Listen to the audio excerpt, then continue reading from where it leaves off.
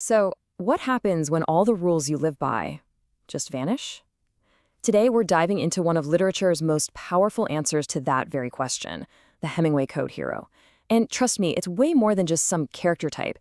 It's a kind of blueprint for living with courage when the world feels like it's spinning out of control. Let's just jump right into the deep end with a huge question. Seriously, think about it. If you truly believed that all the old rules, religion, tradition, maybe even government, had lost their meaning, how would you even function? How would you build a moral compass completely from scratch? Well, to answer that, we're going to follow a guy named Robert Jordan. He's an American, fighting in the Spanish Civil War. And his journey is this incredible case study in how you forge your own meaning when it feels like there's none to be found.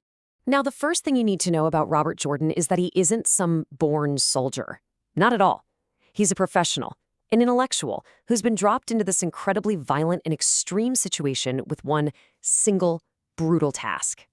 That's it. His entire world, his whole purpose, has been boiled down to this one objective. He's traded a comfortable life as a professor back in America for the freezing cold mountains of Spain and a mission that is almost certainly a one-way ticket. But here's the thing.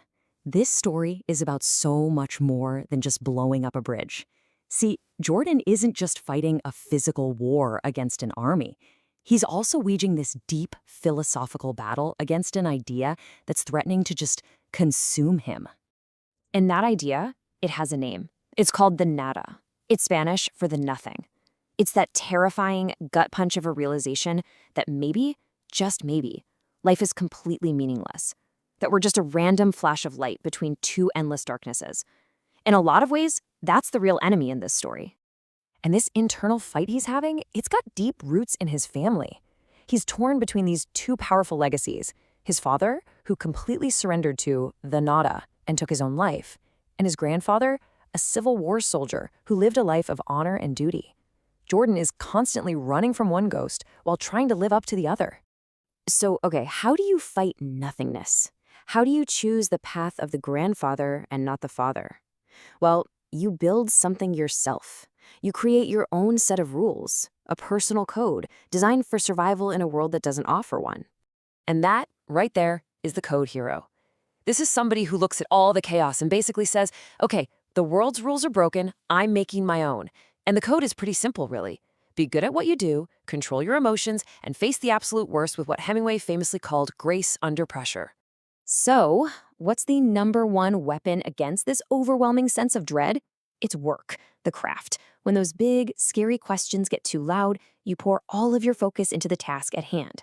For Robert Jordan, the cold, hard science of demolition, that becomes his religion. And this quote, man, it just nails it. His identity isn't soldier or freedom fighter, it's bridge blower. He fuses his entire sense of self, his whole being, with his craft. That precision, that expertise, it gives him a solid ground to stand on when everything else is falling apart. This intense focus becomes his armor, When he's calculating the exact amount of dynamite he needs or checking the tensile strength of steel, there's literally no space left in his brain for fear or for the ghost of his father. The work is his shield. Now, it's super important to realize that Jordan doesn't just show up in Spain as this fully formed hero. Nope, he's got the technical skills, for sure, but the war itself is what's going to forge him into something new, something harder. When he starts out, he's what you call a tyro, which is basically an apprentice. He understands the war intellectually, from the safety of cafes in Madrid, but he hasn't really felt it yet, not in his bones. And then, over the course of just 3 days, his entire worldview gets shattered. He shows up with all these grand ideals, but then he sees the reality. The fighters are tired and scared, sometimes even cowardly. He realizes his own leaders are flawed. All his academic ideas just crumble. So to keep from just completely falling apart, he has to change his whole strategy. He makes a crucial mental shift. He stops trying to save the world, and he just starts trying to blow the bridge. He finds his salvation, his humanity, in doing one specific job perfectly. And this leads us to the real heart of Robert Jordan, the central paradox of who he is.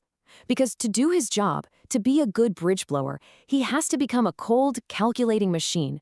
But the reason he's there in the first place is because he's a deeply feeling humanist. You've got these two sides of him at war. There's the machine, cold, focused on demolition, a tool of destruction.